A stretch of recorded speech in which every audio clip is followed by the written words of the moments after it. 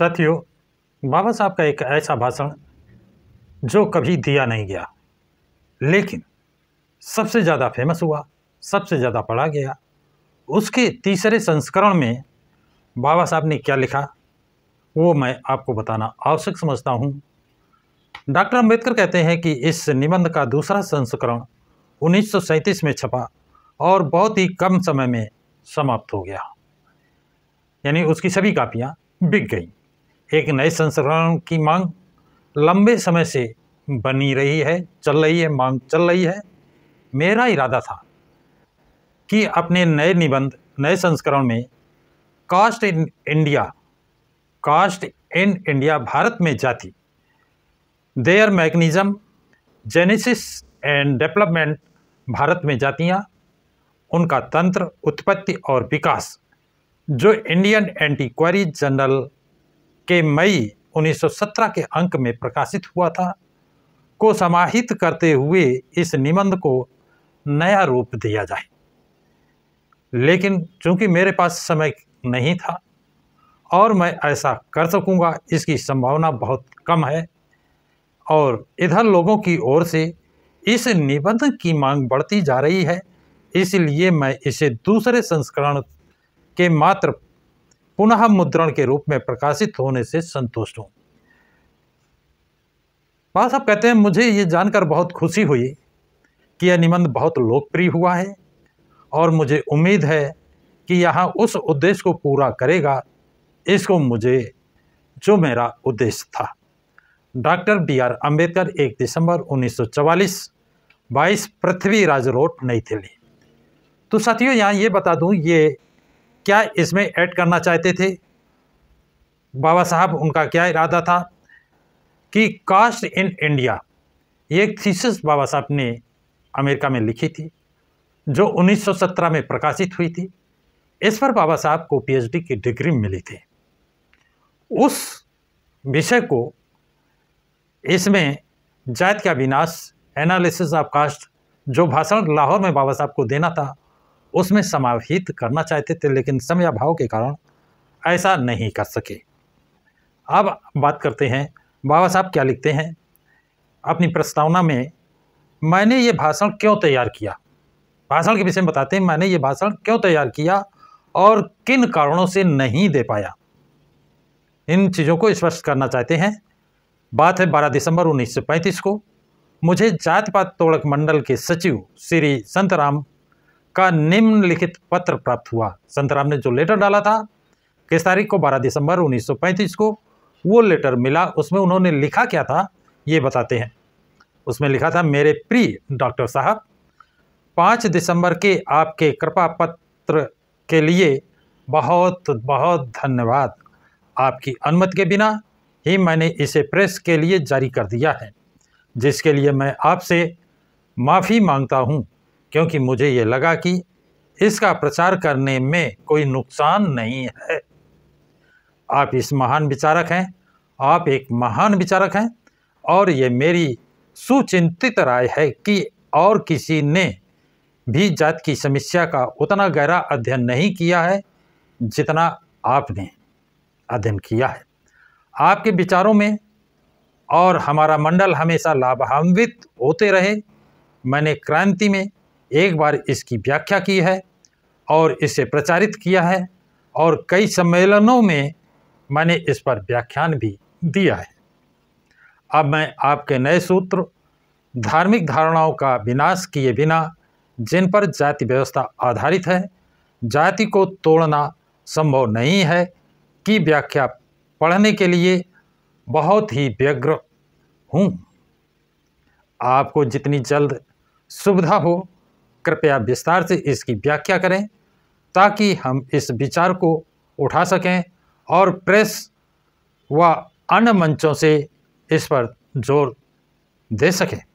वर्तमान में यह मेरे सामने पूरी तरह से स्पष्ट नहीं है। हमारी कार्यकारिणी समिति आपको हमारे वार्षिक अधिवेशन के अध्यक्ष के रूप में देखने को आग्रही है, उत्साहित है, चाहती है। आपकी सुविधा के लिए हम अपनी तारीखें बदल सकते हैं। पंजाब के इंडिपेंडेंस हरिजन आपसे मिलने और आपके साथ अपनी योजनाओं पर चर्चा करने के लिए बहुत उत्सुक हैं।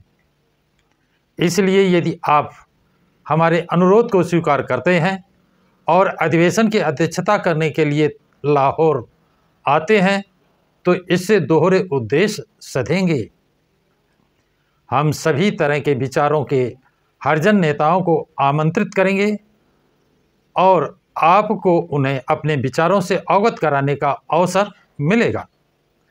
मंडल ने हमारे सहायक सचिव श्री इंद्र सिंह को मनोनीत किया है कि वह क्रिसमस में आपसे मुंबई में मिले और आपको हमारा अनुरोध स्वीकार करने के लिए सहमत कराने की उद्देश्य से समूचे हालात पर आपसे चर्चा करें।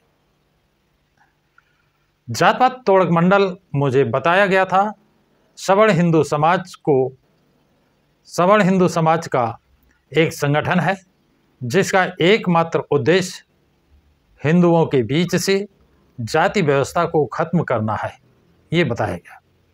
एक नियम के रूप में मैं किसी ऐसे आंदोलन में कोई हिस्सा नहीं लेना चाहता हूँ जिसका संचालन सवर्ण हिंदुओं द्वारा किया जा रहा हो।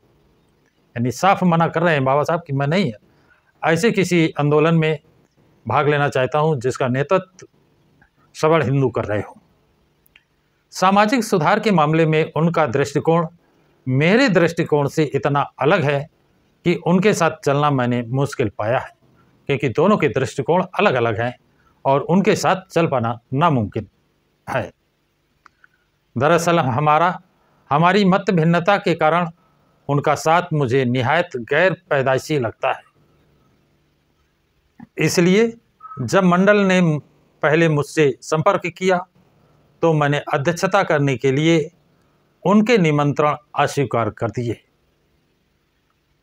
क्या जो मंडल ने निमंत्रण दिया था उसे उन्होंने बाबा साहब ने अस्वीकार कर दिया। बहरहाल मंडल हार मानने वाला नहीं था और उसने अपने आमंत्रण को स्वीकार करने के लिए मुझ पर दबाव डालने के उद्देश्य से अपने सदस्यों में से एक को मुंबई भेज दिया। कि उससे किस लिए भेजा? जिससे बाबा साहब को उस सम्मेलन में अध्यक्ष का पद स्वीकार करने आने की अनुमति मिल जाए, इस उद्देश्य से। अतः मैं अध्यक्षता करने के लिए सहमत हो गया। अधिवेशन का आयोजन मंडल के मुख्यालय लाहौर में होना था। इस आयोजन को स्तर में होना था, लेकिन बाद में इसे मई 1936 के मध्य तक स्थगित कर दिया गया। इस आयोजन को स्तर में होना था। स्तर का मतलब होता है ईसा मसीह के जन्मदिन 25 दिसंबर, ये ईसा मसीह का जन्म दिवस मनाया जाता है उस समय, लेकिन ये समय बढ़ा दिया गया और कब कर दिया गया? मई 1936 में तक स्थगित कर दिया गया। मंडल की स्वागत समिति ने अब अधिवेशन को रद्द कर दिया है। रद्द करने का नोटिस मेरे अध्यक्षीय व्याख्यान के छपने के काफ़ी समय बाद आया है। जो यानी नोटिस, अधिवेशन रद्द करने का नोटिस, सूचना जो मेरे पास आई है वो भाषण व्याख्यान छपने के बाद आया है। व्याख्यान की प्रतियां आप मेरे पास हैं। व्याख्यान की प्रतियां अब मेरे पास हैं। चूँकि मुझे अध्यक्ष पद से व्याख्यान पढ़ने का अवसर नहीं मिला, इसीलिए जाति व्यवस्था द्वारा पैदा की गई समस्याओं पर मेरे विचारों को जानने का अवसर लोगों को नहीं मिला। यानी जाति व्यवस्था पर मेरे क्या विचार हैं, ये विचार लोगों को जानने को नहीं मिला, क्योंकि मुझे अध्यक्षीय पद से वो भाषण, वो व्याख्यान पढ़ने का मौका नहीं मिला, क्योंकि वो रद्द कर दिया गया प्रोग्राम। जनता को इन विचारों से अवगत कराने के लिए और मेरे पास बड़ी मुद्रित प्रतियों का निपटान करने के लिए मैंने व्याख्यान की मुद्रित प्रतियां बाजार में उपलब्ध कराने का निर्णय किया। साथ के प्रश्नों में कुछ व्याख्यान का पाठ है। यानी बाबा साहब कहते हैं कि मैंने व्याख्यान की प्रतियां छपवा ली थी और ये व्याख्यान मुझे पढ़ने का मौका नहीं मिला, तो मैंने निर्णय लिया कि ये छपी हुई प्रतियां बाजार में क्यों न बेची जाएं। मुद्रित प्रतियां, छपी हुई प्रतियां जिस पर पैसा खर्च किया गया है, वो बाज़ार में बेच दी जाए, बाज़ार में उपलब्ध करा दी जाए, तो लोग मेरे विचार को जानेंगे। क्या मैं भाषण देना चाहता था, मेरा व्याख्यान क्या था। ये बात है 27/3/36 की, 27 मार्च 1936 की। अब इसमें श्रद्धेय डॉक्टर जी, श्रीयुत संतराम को लिखित आपका 24वीं तारीख का पत्र हमें दिखाया गया है। इसे पढ़कर हम थोड़ा निराश हुए। शायद आप पूरी स्थिति से अवगत नहीं हैं जो यहाँ उत्पन्न हुई। पंजाब के लगभग सभी हिंदू आपको इस प्रांत में आमंत्रित करने के खिलाफ हैं। हिंदू महासभा के जितने पदाधिकारी थे वो नहीं चाहते थे कि डॉक्टर अंबेडकर को इस सभा में आमंत्रित किया जाए या अध्यक्ष बनाया जाए। जात पात तोड़क मंडल को कटुतम आलोचना का शिकार होना पड़ा और सभी क्षेत्रों में कड़ी फटकार सुननी पड़ी। जात पात तोड़क मंडल को, यानी खासकर संतराम बीए को, ये कटु आलोचना सुननी पड़ी, कटु आलोचना का शिकार होना पड़ा और फटकार भी सुननी पड़ी। सभी हिंदू नेताओं ने, जिनमें परमानंद एमएलए पूर्व अध्यक्ष हिंदू महासभा, महात्मा हंसराज, डॉक्टर गोकुल चंद नारंग, स्थानीय स्वशासन मंत्री राजा नरेंद्रनाथ एमएलसी आदि शामिल हैं, मंडल की इस कदम से खुद को अलग कर चुके हैं। ये लोग कौन? परमानंद एमएलए, पूर्व अध्यक्ष हिंदू महासभा, महात्मा हंसराज, डॉक्टर गोकुल चंद नारंग, स्थानीय स्वशासन मंत्री राजा नरेंद्रनाथ एमएलसी, आज जो हिंदू महासभा में शामिल थे, वो सभी लोग इस मंडल से, इस जात तोड़क मंडल से, हिंदू महासभा से अलग हो चुके हैं।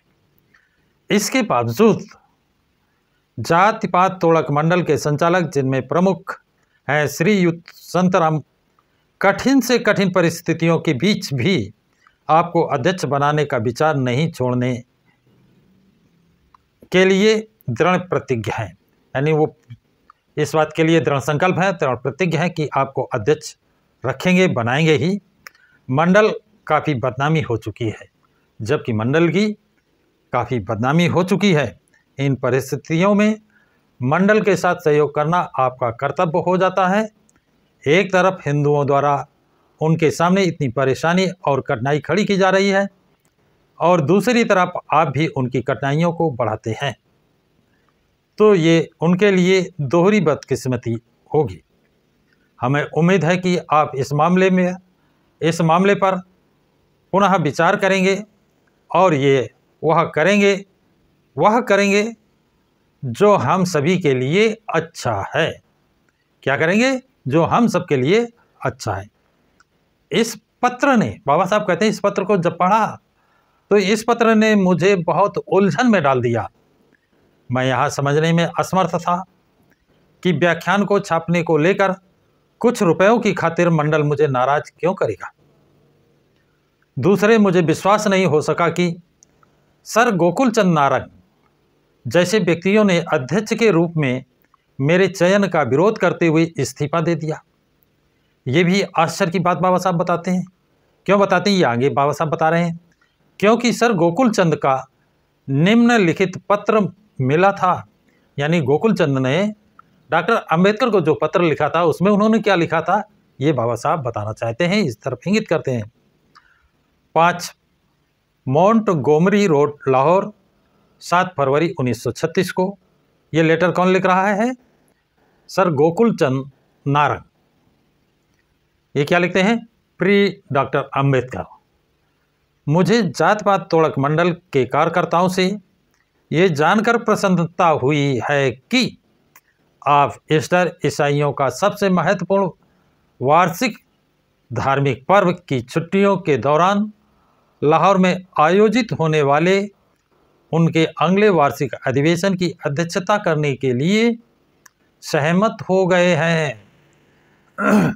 अगर आप मेरे साथ ठहरते हैं तो मुझे बहुत खुशी होगी बाकी मुलाकात होने पर। और वही आदमी के लिए लेटर आता है कि उसने हिंदू महासभा से, जात पात तोड़क मंडल से इस्तीफा दे दिया। जो बाबा साहब की इतनी तारीफ कर रहा है। आगे नीचे लिखा है सदर GC नारंग, गोकुलचंद नारंग। तो साथियों, अब इसका जवाब बाबा साहब क्या देंगे ये अगले एपिसोड में बताएंगे। ये जानकारी आप लोगों को कैसी लगी है कमेंट बॉक्स में कमेंट ज़रूर लिखें तथा इस वीडियो को लाइक और शेयर करें। प्रकाश की राज चैनल को सब्सक्राइब